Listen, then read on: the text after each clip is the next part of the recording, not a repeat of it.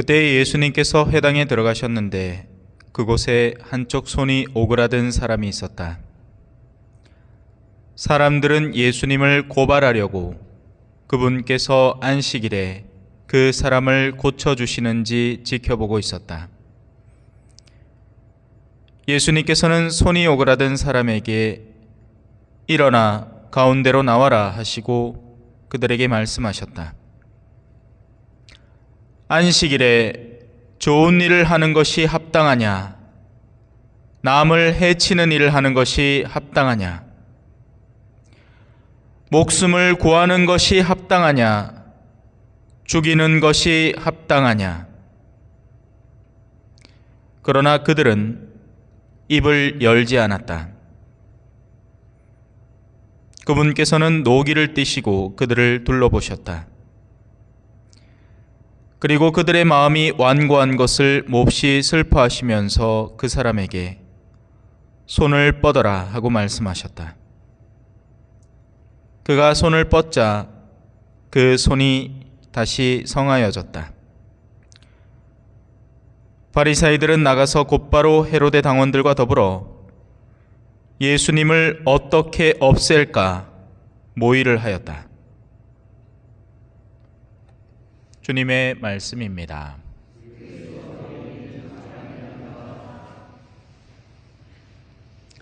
찬미 예수님,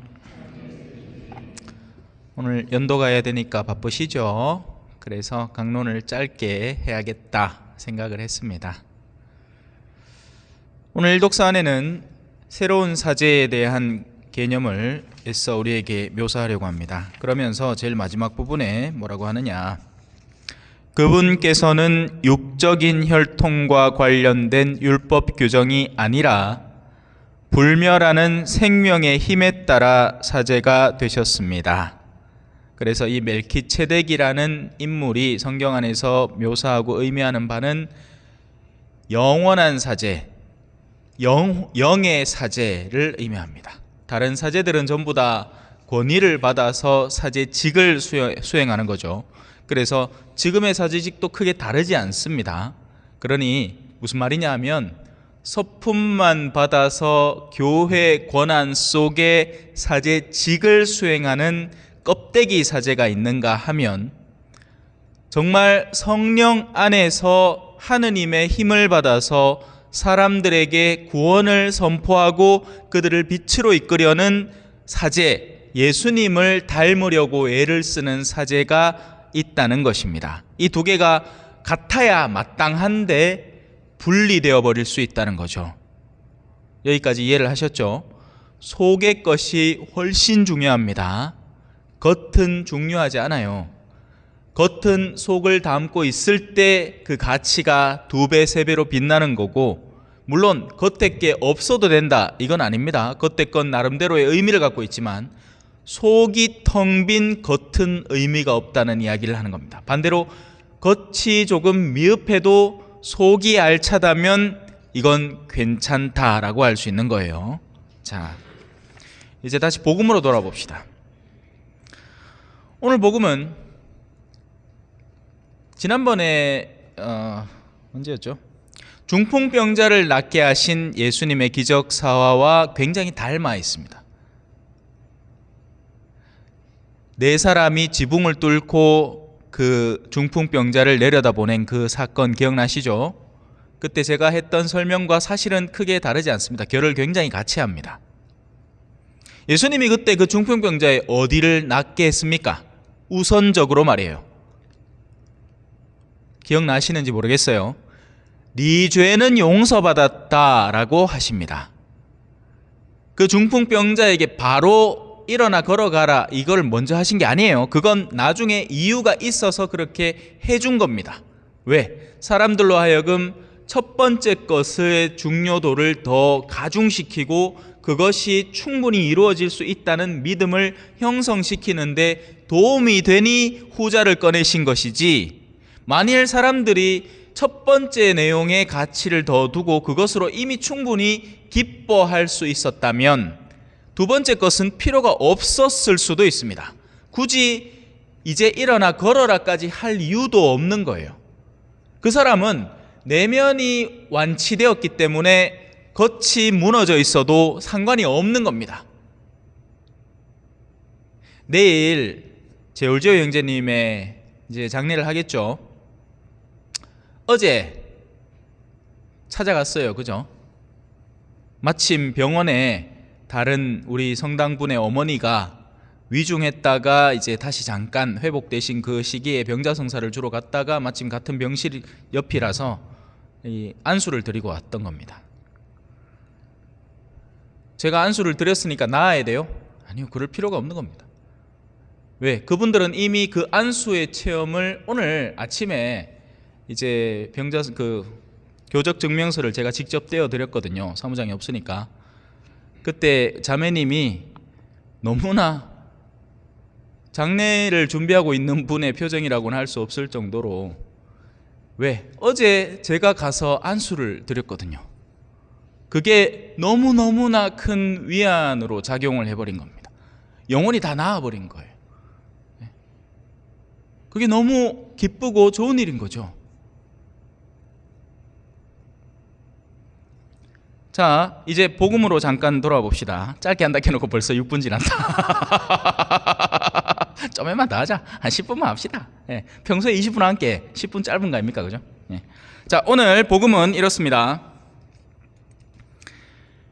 두 종류의 오그라든 사람이 있는 겁니다. 사실은 우리 눈에 보이는 건 손이 오그라든 사람 한 명뿐이지만, 사실은 그 손이 오그라든 사람을 이용해 먹으려는, 그래서 예수님을 고발하려고 하는 악한 의도를 지닌 사람들, 이 사람들은 뭐가 오그라들어 있겠어요?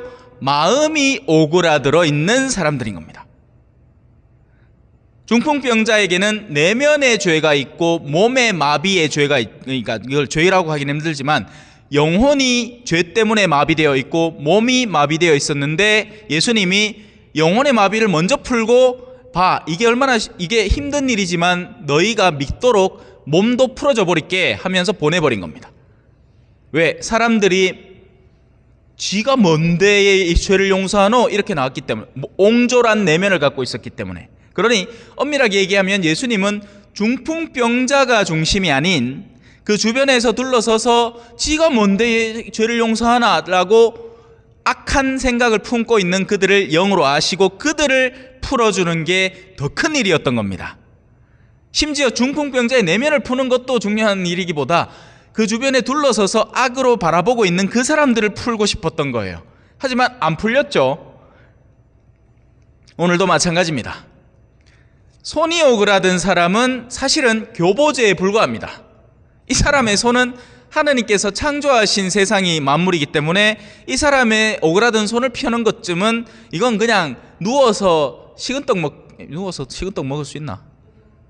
누워서 떡 먹기. 예, 식은떡 먹으면 하여튼 이든 저든 누워서 떡 먹기란 말입니다. 예, 너무 쉬운 일이에요. 그런데 문제는 어디 있었죠? 주변에 둘러서서 예수님을 고발하려고 악한 의도를 품고 나쁘고 못된 마음을 품은 그 사람들의 오그라든 마음을 예수님은 이 기회를 통해서 펴고 싶었던 겁니다. 안식일에 좋은 일을 하는 것이 합당하냐? 남을 해치는 일을 하는 것이 합당하냐? 왜 너희는 나를 해치려고 하느냐? 자, 여기서 재밌는 부분이 또 하나 숨어 있습니다. 창조주가 한 사람의 오그라든 손을 펼 수 있다면, 원하기만 한다면 반대도 얼마든지 가능합니다. 바로 거기에서 하느님의 선한 마음이 드러나기도 하는 거예요. 만약에 여러분에게 여러분을 못되게 대한 사람이 있어요. 그리고 그 사람에게 해를 끼칠 충분한 초능력을 갖고 있어. 우리 중에 가만히 있을 사람 아무도 없을걸요. 더군다나 초능력이잖아. 아무도 알아채지도 못할 겁니다. 그 사람에게 못되게 할 수 있습니다. 저주를 걸어버리면 되죠. 하지만 하느님은 그렇게 하지 않으십니다. 그건 하느님의 방식이 아니에요. 그래서 하느님은 선을 실행하면서 선의 예시를 보여주면서 스스로 내면이 풀리게 의도하십니다. 그래서 질문을 던지고 그들을 바라보는데 그들의 대응이 어떻죠? 여러분, 거짓말을 해도 나쁜 거지만 진리에 대답하지 않는 것도 모종의 거짓말이고 거짓을 자행하는 일이 되는 겁니다.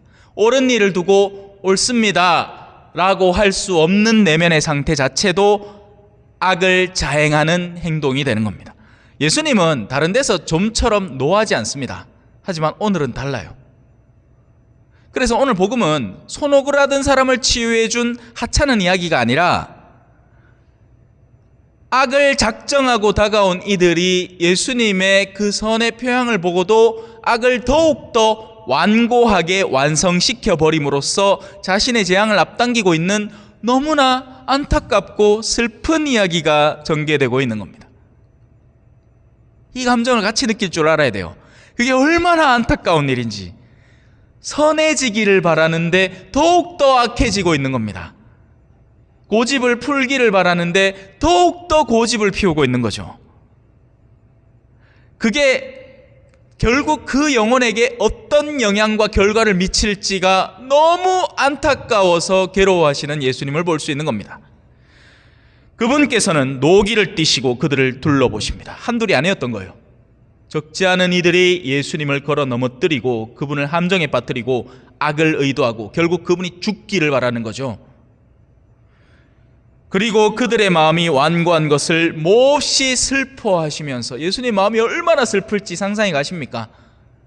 너무 좋은 게 있는데, 달라고만 하면 얼마든지 줄 수 있는데 그걸 스스로 거부하고 가장 최악의 것을 스스로 선택하는 사람들을 눈앞에 두고는 우리의 창조주이신 분이, 그 선하신 영혼이 얼마나 마음 아파하는지를 공감할 줄 알아야 됩니다.